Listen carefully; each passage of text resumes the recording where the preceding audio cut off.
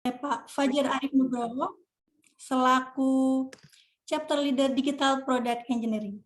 Waktu dan tempat dipersilakan. Terima kasih Mbak Nisa. Belakangnya Nugraha Mbak, bukan Nugroho. Oh iya, nama Pak. Oke, terima kasih rekan-rekan atas kehadirannya pada agenda sore hari ini.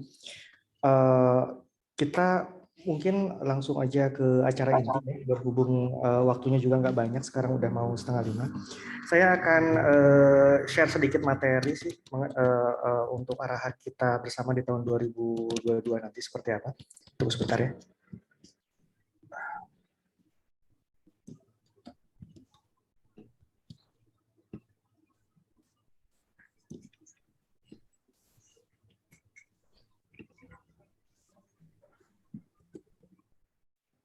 Oke,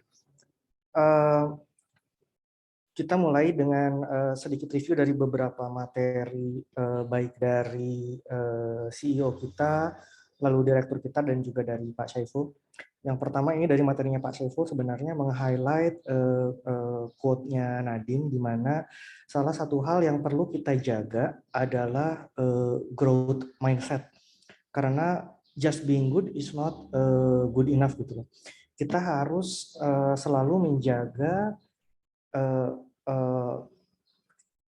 pola pikir kita, mindset kita dengan dedikasi dan kerja keras, dan selalu percaya bahwa dengan dua hal itu maka kita akan mampu mencapai growth di masa depan. Nah, ini nanti inline juga dengan arahan di bawahnya. Saya mulai dari quote ini dulu. Ups, langsung aja. Kemudian jika rekan-rekan sudah mengikuti materinya Telkomplek, ini salah satu materi dari CEO kita, di mana di masa depan cara kita untuk mengambil potensi dan kesempatan di masa depan itu mulai dari 5 bold moves ini. Mulai dari FMC, Mitratel IPO, data center, B2B IT services, dan Digico, di mana peta peran kita nanti di DBT akan sangat kental di dua bagian ini sih, terutama di digital platform dan di digital services. Tapi sebetulnya bukan hanya itu sih, karena nanti kita akan punya juga beberapa peran, contohnya di bagian sini, customer centricity, walaupun tidak sebesar di dua bagian ini. Oke, yang ini materinya Mas Fajrin, mungkin teman-teman sudah banyak lihat juga ya.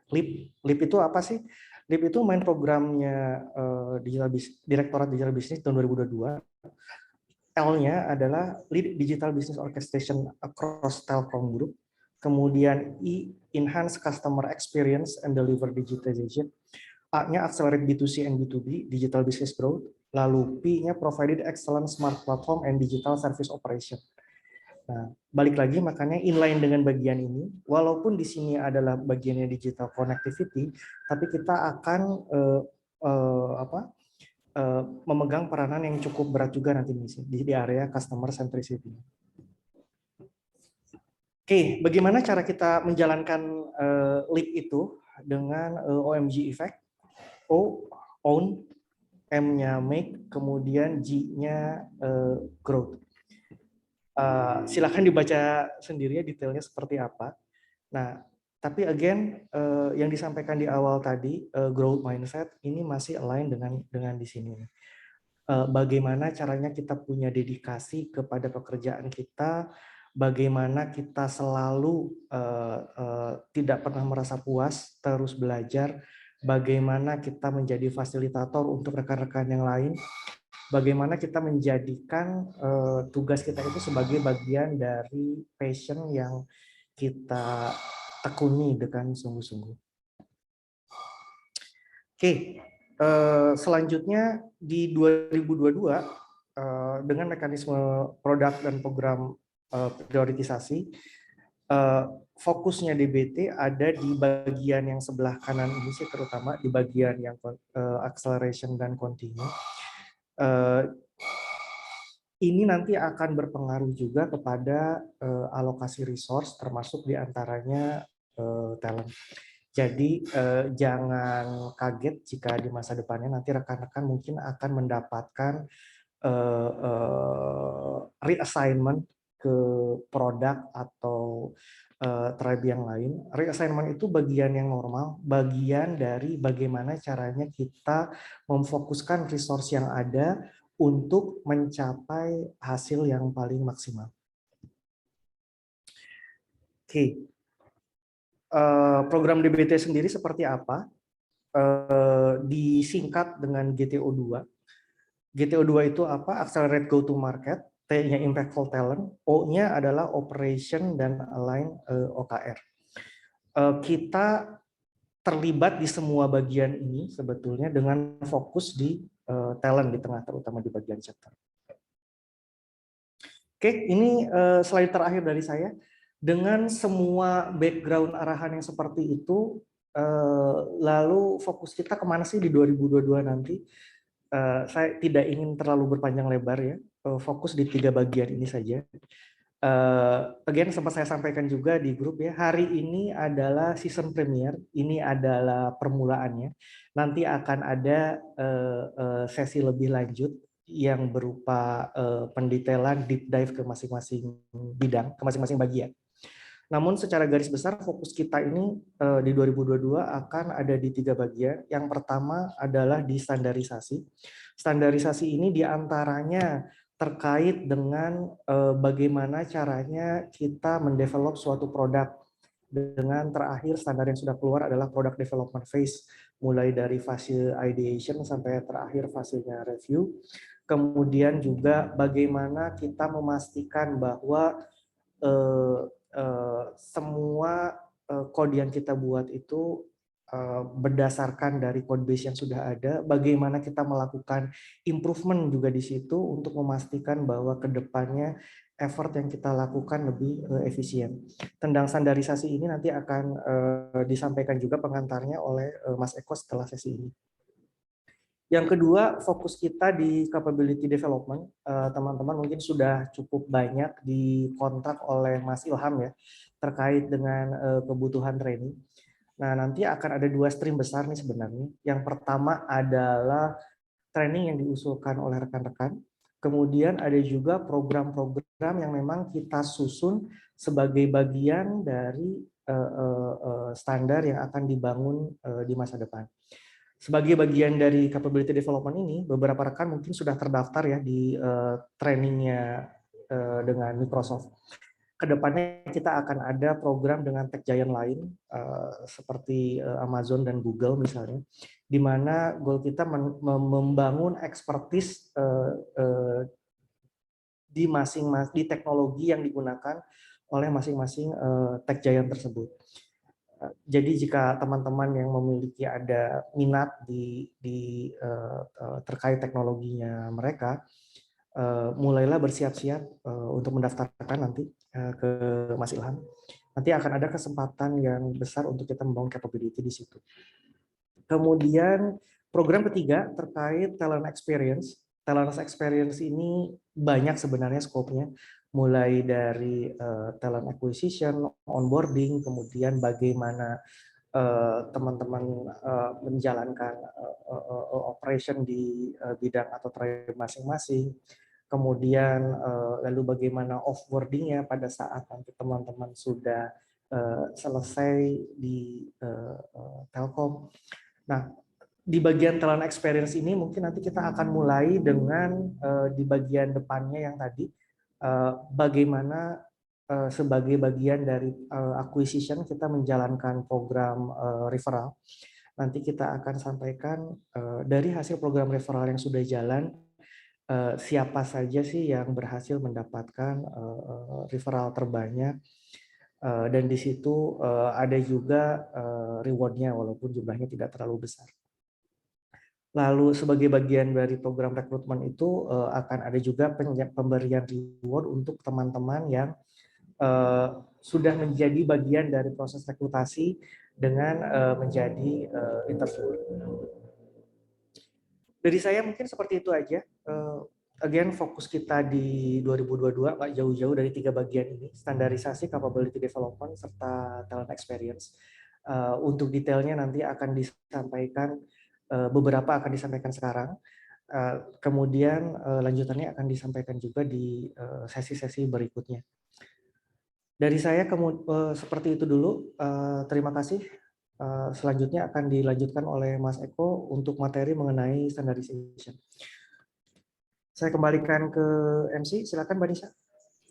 Baik, terima kasih Pak Fajar. Mohon maaf tadi ada salah penyebutan nama. Baik, untuk teman-teman yang mau bertanya, bisa langsung bertanya di chat box, bisa tulis di chat box, atau nanti raise hand ya. Untuk teman-teman yang sudah menuliskan pertanyaannya di chat box, kita tampung dulu pertanyaannya, dan izin Pak Eko nanti bisa dijawab. Mohon maaf, izin Pak Van bisa dijawab nanti setelah pemaparan selanjutnya dari Pak Eko. Oke.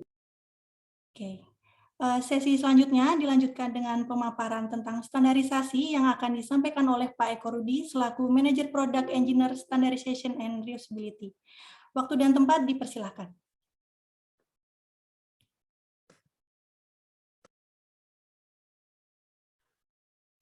Terima kasih ya teman-teman.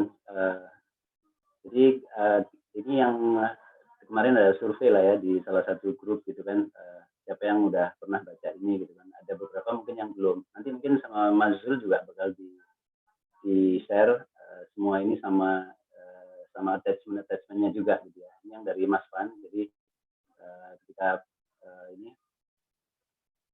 masing-masing stream itu udah ada dibikin standarnya, dan standar ini udah dibuat dari, kalau dilihat attachmentnya itu dari 2017, dan ini adalah dokumen yang tumbuh gitu ya, yang berkembang terus gitu.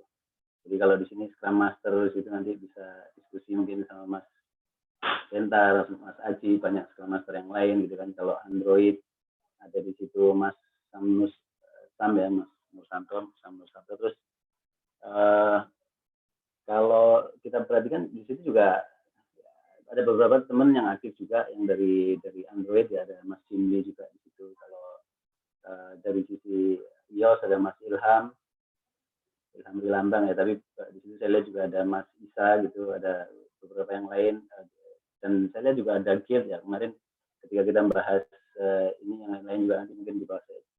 Jadi kalau misalkan React Native di situ ada Mas Egi, di PE ada Mas Ali, masing-masing udah ada gitnya ya. Nanti teman-teman bisa mungkin di grupnya sendiri juga udah ini ya.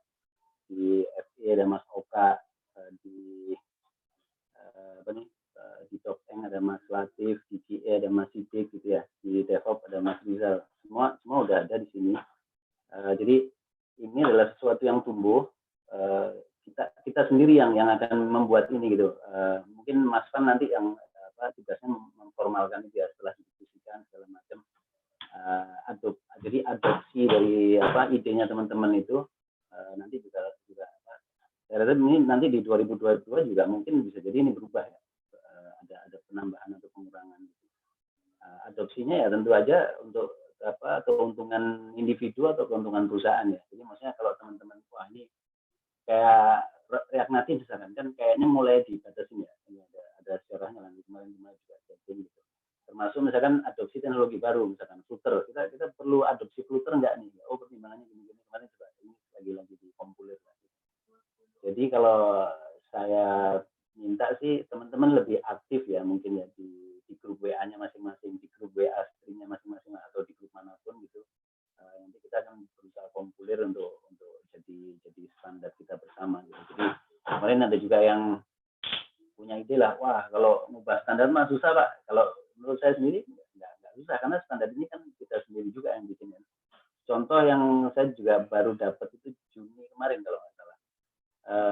Kita udah mulai pakai GitOps ya. Sebelumnya wah GitOps apa aduh gitu kan. Ini kalau nggak salah baru GitOps. Saya juga kaget ada GitOps ya. Nah, baru di situ masuk. Ini kan September ya. Di Juni itu setahu saya belum ada GitOps gitu. Jadi memang mesti ini nanti mungkin perlu ditaruh di mana ya, di suatu tempat gitu yang teman-teman bisa sering-sering lihat. Mungkin gitu sih dari saya.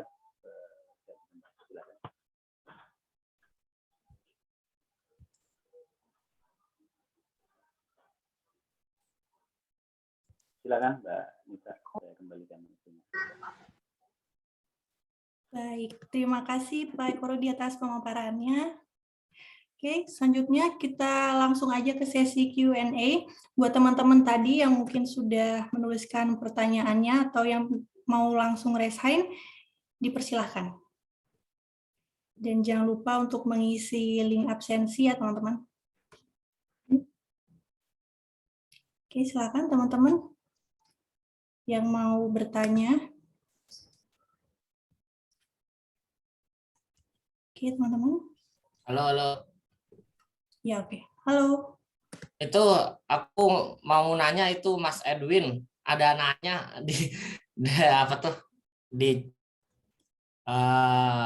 Mas Jim tanya dong code base Android di handle dedicated team apa double Mungkin job? lanjutin dulu ya. Ya, mau nanya dulu sih, meyakinkan dulu apakah dari Codebase ini termasuk di handle oleh dedicated team atau double job ya. Kenapa? Karena kalau di luar sana namanya Codebase itu ada ibaratnya infranya gitu ya. Jadi kayak di Android itu ada namanya istilah principal, atau principal itu diisi oleh itu bisa dibilang level yang setara dengan engineering manager. Nah, kalau di sini seperti apa sih gitu? Karena kan sayang nih Codebase ini dibangun terus tapi gak ada tim yang untuk dedicated fokus terhadap Codebase-nya gitu. Kalau dia harus menghandle fitur, kalau dari saya pribadi ya cukup punya effort yang lumayan gitu. Switch konteks itu kan cukup lumayan untuk ngedevelop Codebase terus giniin fitur yang ada di Tribe. Nah ini kayak gimana nih Codebase di sini maintain-nya? Itu siapa yang jawab ya? Siapa? Baik, terima kasih Mas Edwin atas pertanyaannya. Yes, langsung saya jawab aja Mas Edwin ya. Jadi goal kedepannya seperti yang disampaikan Mas Edwin tadi, Codebase ini seharusnya dedicated yang memaintain itu. Posisi sekarang kita mulai step by step ke arah sana, gitu loh. Mulai dengan apa yang sudah ada dibuat oleh rekan-rekan, di mana posisi beberapa rekan yang sudah menjadi stream leader atau Codebase maintainer, itulah yang kita gunakan sekarang dulu gitu. Nah, terus bagaimana posisinya dengan assignment yang ada di Tribe? Nah, kalau di nota dinas assignment yang terakhir saya rilis itu di situ sudah saya sampaikan Mas bahwa ada porsi yang memang bisa digunakan oleh teman-teman untuk menjadi bagian dari capability development. Maksimal 20% dari total time satu hari dalam seminggu. Nah, jika teman-teman membutuhkan pengantar khusus ke tribe leader-nya untuk alokasi time itu, let me know. Nanti aku akan rilis penegasan untuk rekan-rekan yang memang menjadi maintainer. Nah, selanjutnya bagaimana sih caranya kita growing forward agar pengembangan Codebase-nya itu lebih optimal, kemudian bagaimana juga agar kita bisa mendapatkan tim yang dedicated untuk maintain Codebase itu ya. Nah ini terkait dengan dua yang lain. Jadi sebagai bagian dari program capability development sebenarnya selain dari training ada juga mekanisme sharing session guide. Kemarin sempat mati suri, ada beberapa sih memang yang sudah berjalan. Terima kasih yang terakhir itu kalau nggak salah Mbak Emi sama Mas Ahmad Buzaki ya yang sudah memberikan sharing session. Terima kasih sekali untuk kedua rekan ini.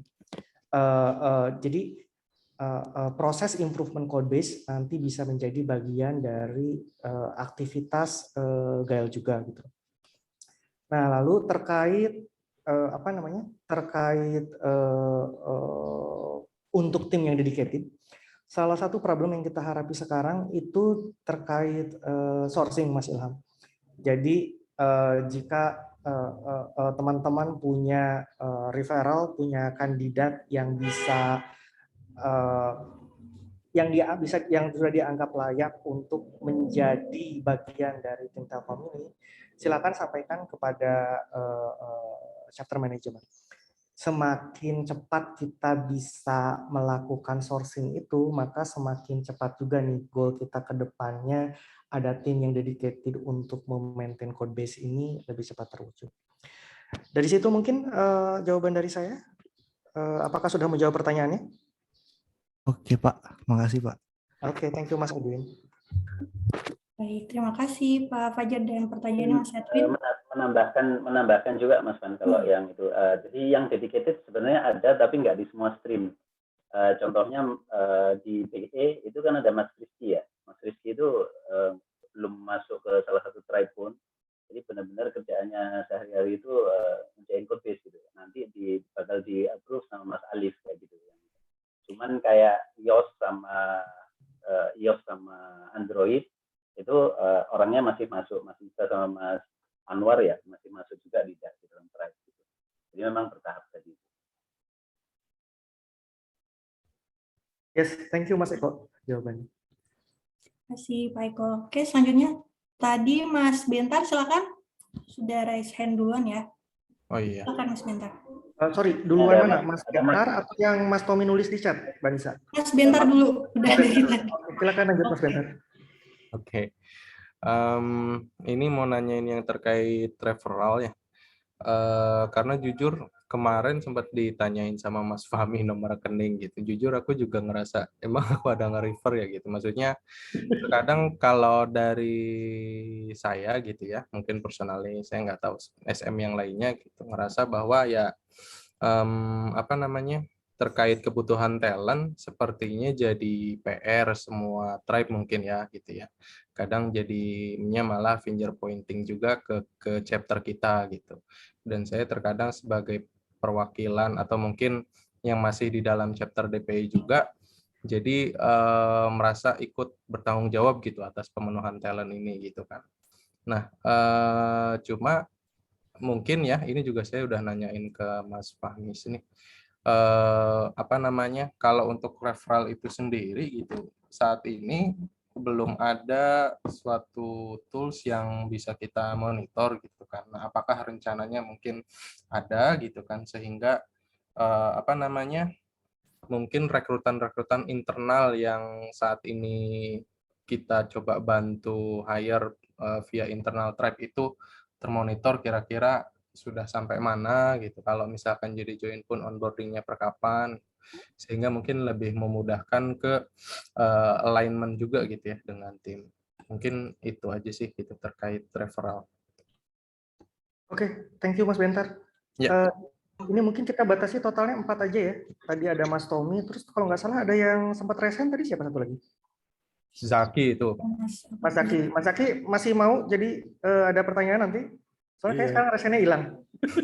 Iya Pak, aku pengen nanya, ini kan terkait di... Nanti dulu, saya baru listing dulu, ada 4 orang. Oke, terakhir nanti Mas Zaki ya, setelah yang keempat. Oke, saya jawab dulu Mas Bentar. Jadi versi sederhananya Mas, it's a work in progress gitu loh. Jadi posisi sekarang tools yang kita punya masih sangat primitif.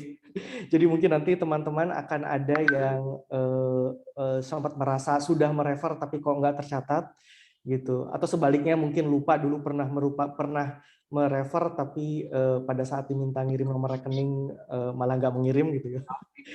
That's part of iteration, don't worry. Jadi versi sederhananya sih untuk yang sekarang kita tetap akan mulai jalan dulu even when belum ada tools yang dedicated ke arah situ gitu. Versi sederhananya nanti jika teman-teman sudah merasa pernah merefer talent tapi belum tercatat, silakan kontak chapter management di Masul atau Mas Gatot.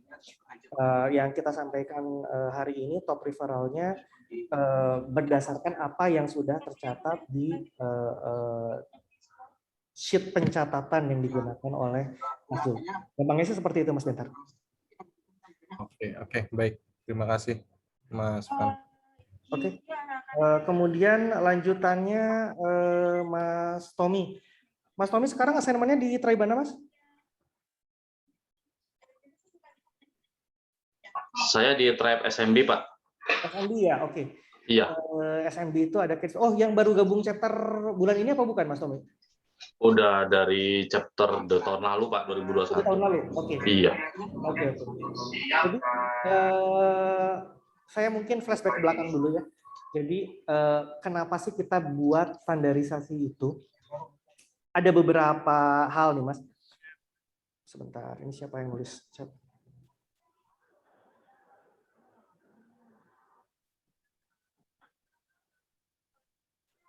Oke.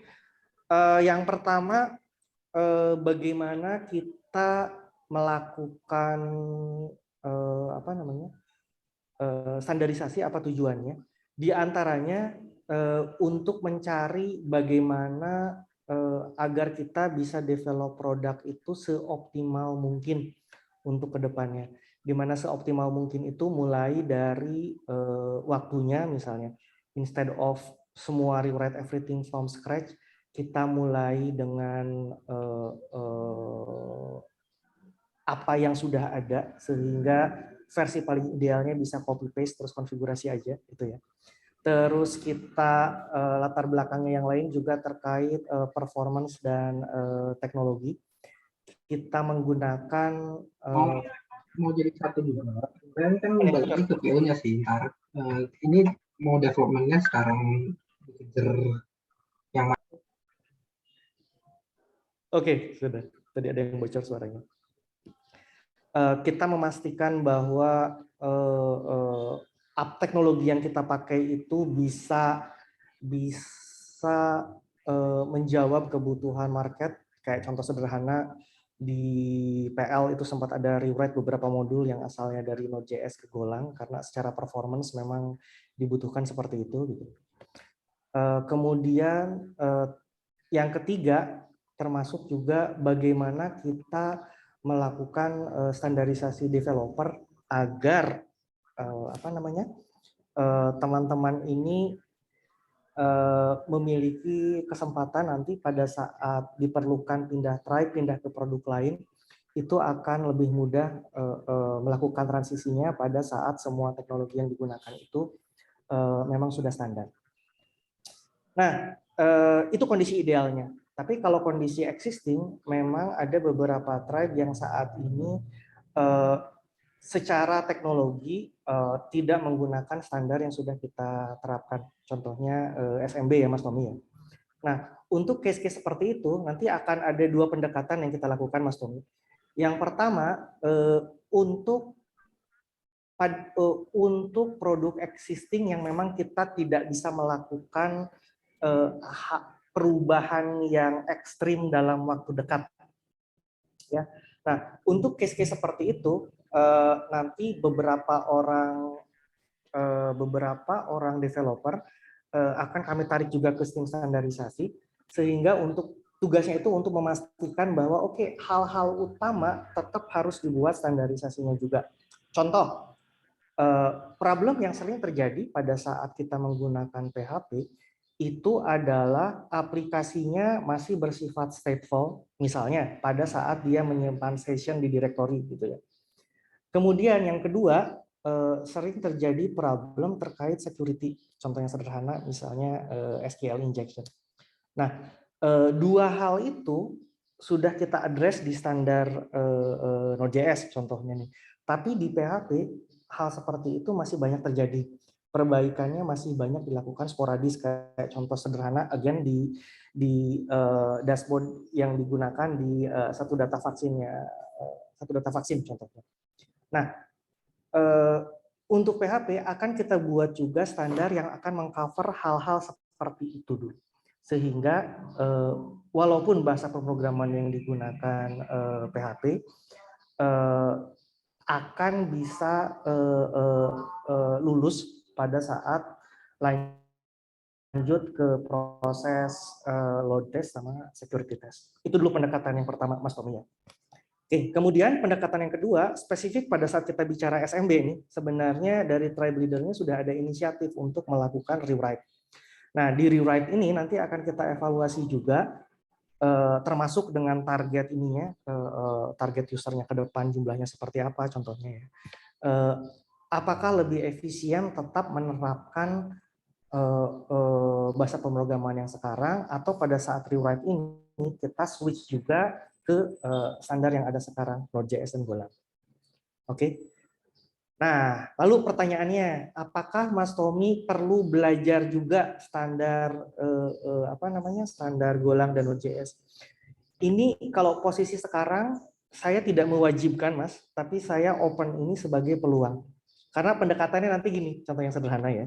Jika nanti SMB itu sudah rewrite, contohnya ya, dan rewrite-nya memang memang nanti menggunakan Node.js dan Golang, maka developer yang akan digunakan adalah developer dengan kompetensi di dua bidang itu, gitu loh.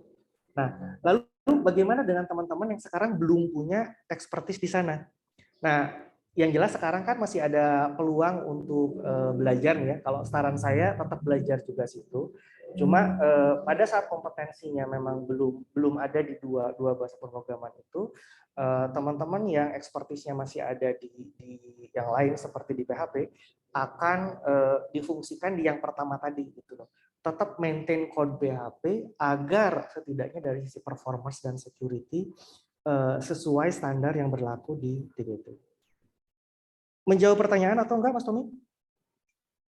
Ya Pak, jawab pertanyaan udah paham sih. Ya memang sebelumnya saya juga pernah karena pernah di startup, jadi pernah implementasi Golang, cuma karena sudah lama nggak belajar lagi, jadi harus di rewind lagi sih. Oke. Yang paling simpel masih ada waktu kok Mas untuk mulai explore code base bahasa programan yang baru. Kalau yang jelas nggak jika sudah paham satu ya belajar ke yang lain nggak dari nol lagi sih, banyak ininya, banyak mirip-miripnya juga. Oke, selanjutnya lanjut ke Mas Zaki tadi ya, yang sempat nomor 4. Silakan Mas Zaki. Ya, makasih Pak Afan. Aku mau nanya Pak, ini khusus di stream FE ya. Karena kemarin sempat kan ya code base FE itu baik yang client-side rendering sama yang SSR itu kan outdated ya Pak. Jadi banyak traps. Saya dengar terakhir apa renderingnya outdated? SSR. Oke.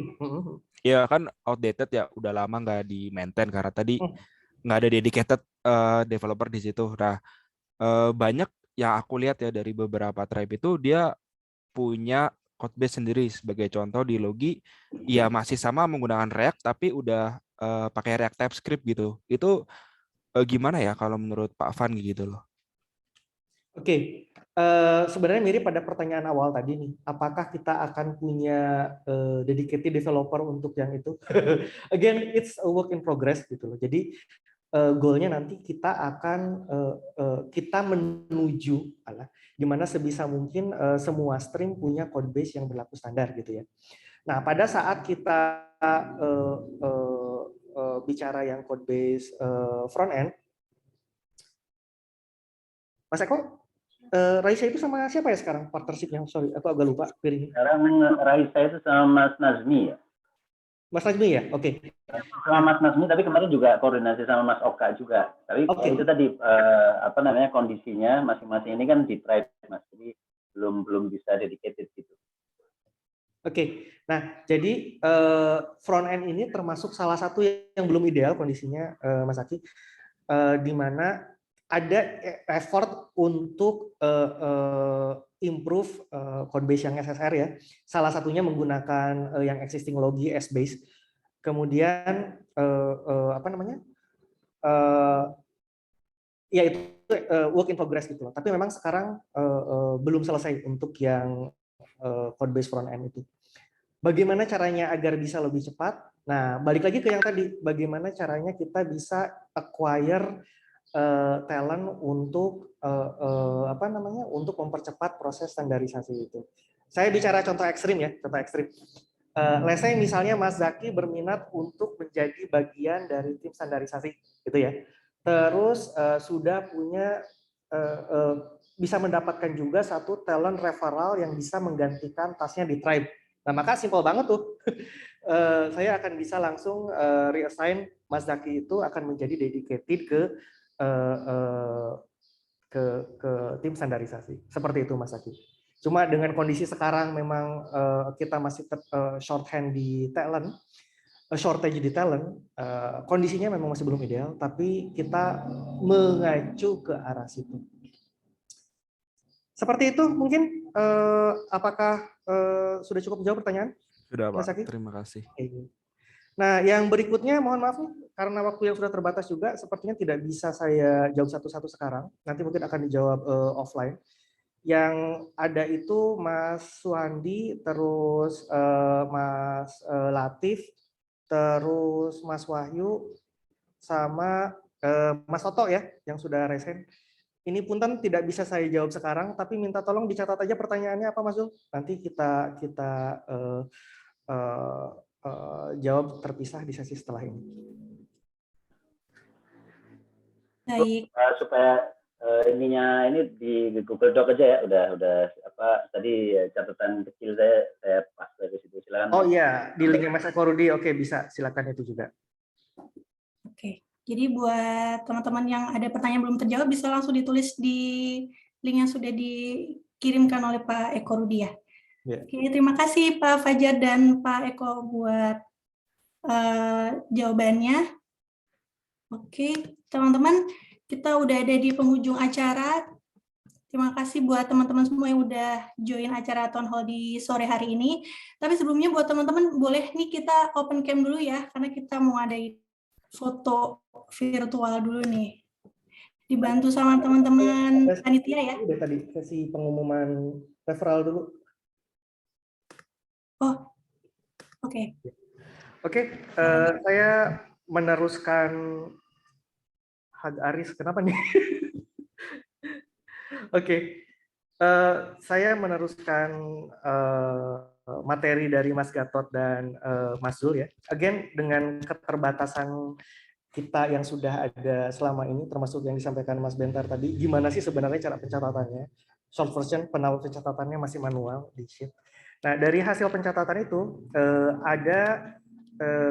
kami identifikasi beberapa teman yang memang sudah berhasil melakukan referral talent. Berhasil ini dia masuk ke Telkom, kemudian dia on board selama lebih dari 3 bulan. Nah, tadi pertanyaannya Mas Latif bisa langsung terjawab. Apakah minimal junior? Enggak, yang basic pun kita catat juga Mas. Tapi memang jumlahnya itu enggak sama gitu loh. Jadi besarannya itu kalau sekarang referral untuk talent middle itu 2 juta rupiah kalau nggak salah. Correct me if I'm wrong ya Mas Gatot ya. Kemudian untuk level junior itu 1,5 juta rupiah. Kemudian untuk level basic 750.000 rupiah. Sorry. Kondisi existing, jumlah talent yang di referral ini memang banyak yang dibutuhkan. So, memilih referral yang sesuai dengan kebutuhan Telkom, silakan diajukan ke chapter management. Terus ini karena saya address juga, jadi gini, salah satu hal yang menentukan offeringnya itu masuk mana adalah sejauh mana sih capability-nya teman-teman kandidat itu sesuai dengan standar yang dibutuhkan di Telkom. Nah, standar ini sebenarnya masih memungkinkan kok kalau misalnya teman-teman punya calon referral ya, kemudian disampaikan dulu, oke, agar lebih optimal belajar dulu dong hal-hal ini 1, 2, 3 sehingga nanti akan lebih cocok pada saat masuk ke sesi seleksi. Contohnya kalau pada saat untuk stream backend tadi yang sempat ditanyakan di atas, seleksi kita itu sekarang menggunakan bahasa pemrograman Node.js dan Golang. Jadi kalau dia sudah punya experience di situ atau setidaknya punya knowledge yang cukup di situ, nanti kemungkinan nilainya itu akan lebih besar dibanding yang belum punya pengalaman sama sekali di bidang di aspek-aspek itu, gitu ya. Jadi again, bukan rahasia sebenarnya kriteria penilaiannya. Silakan disampaikan kriterianya itu in general ya kepada teman-teman yang menjadi calon referral. mereka bisa belajar dulu, sehingga pada saat level kualifikasinya itu naik, maka offering yang bisa disampaikan juga akan bisa naik gitu. Oke, dengan latar belakang seperti itu, saya langsung share aja. Ini kenapa urutannya seperti ini? Memang level yang di refer itu berbeda-beda. Ada yang sampai level middle, ada juga yang levelnya mulai dari basic. Tapi basically kalau nggak salah ngurut dari nilai rupiah ya Mas Dul ya? Ya betul Pak, besaran levelnya Pak. Yang mendapatkan refer terbesar itu Mas Roni Setiawan dengan referral 2 talent di level middle. Kemudian dilanjutkan oleh Mas Naufal Fazanadi, kemudian Irfan Permadi dan Aditya Tisnadinata. Mari kita applause dulu untuk 4 orang ini. Kemudian rekan-rekan yang masih memiliki kandidat untuk referral, silakan menghubungi tim chapter management untuk diproses lebih lanjut. Oke, berikutnya satu lagi interviewer. Interviewer ini menjadi bagian yang tidak terpisahkan dari proses rekrutasi tadi, karena teman-teman interviewer inilah yang melakukan seleksi terhadap para kandidat talent, termasuk referral dari rekan-rekan tadi. Nah, reward yang sekarang diberikan itu nggak banyak memang, kurang lebih seperti pengganti snack aja pada saat teman-teman melakukan interview. Yang ini catatannya adalah interview dari sejak bulan Mei ya, Mas Dul ya? Ya betul Pak, Mei 2021 Pak. Mulai dari bulan Mei 2021, di mana 3 interviewer terbesar adalah Mas Rizky Pratama, Roni Setiawan, dan Aditya Tisnadinata. Nah, teman-teman yang tidak tercantum dalam top 3 ini masih ada rekornya juga, don't worry. Kalau nanti ternyata ada yang kelewat, again, don't hesitate to reach out ke chapter management. Oke, dari saya seperti itu aja mungkin untuk pengumuman rewarding. Terima kasih banyak atas kontribusi rekan-rekan baik sebagai referral maupun sebagai interviewer. Again, reminder, jangan segan-segan jika ada kenalan atau kandidat talent yang lain yang bisa direfer untuk menjadi bagian dari Telkom DBT, silakan kontak langsung ke tim chapter management. Begitu saja, terima kasih dari saya. Silakan lanjutkan kembali. Baik, terima kasih Pak Van atas pemaparannya dan pengumumannya. Oke, selanjutnya kita lakukan sesi foto dulu ya teman-teman. Silakan untuk open cam. Buat teman-teman silakan open cam. Kita foto virtual dulu nih, dibantu sama teman-teman panitia. Boleh, silakan. Yang belum open cam, silakan teman-teman open cam dulu. Oke. Teman-teman yang lain. Oke. Teman-teman panitia udah ready? Oke, ready. Mbak Nisa ini buat teman-teman ya, aku cek cuman ada total 4 slide nih yang udah open cam, jadi mungkin nanti cuman sampai 4 slide doang dari total 8 ya. Nanti mungkin bisa aku aba-aba masing-masing slide-nya buat mungkin bergaya. Bisa ditonton aja dulu Mbak Nisa, mungkin gayanya buat teman-teman biar seragam gitu. Oke, kita gini kali ya. Oh, tangannya nggak kelihatan. Oke, teman-teman, kita dimulai dari slide pertama dulu ya. Oke, silakan masuk. Oke, mulai dari slide pertama dulu ya, Bapak-Bapak teman. Oke, sorry, bentar, aku ulang dulu. Ada chat yang mengganggu. Oke, 1, 2, 3. Oke, slide pertama selesai. Next, slide kedua. Yuk, 1, 2, 3. Oke, slide kedua udah. Next, slide ketiga. Yuk, 1, 2, 3. Oke, next. Terakhir, slide keempat. 1, 2, 3. Oke, sudah, Mbak Nisa. Oke, terima kasih Mas Zul. Oke, kita udah ada di penghujung acara. Terima kasih buat Pak Van, Pak Eko, Pak Gatot, dan rekan-rekan semua yang udah bersedia hadir di acara virtual Town Hall Chapter DP ini. Sekian dari saya, mohon maaf jika ada kurang dan lebihnya. Saya izin pamit undur diri. Sampai jumpa di acara Town Hall selanjutnya. Wassalamualaikum warahmatullahi wabarakatuh. Waalaikumsalam. Waalaikumsalam warahmatullahi wabarakatuh.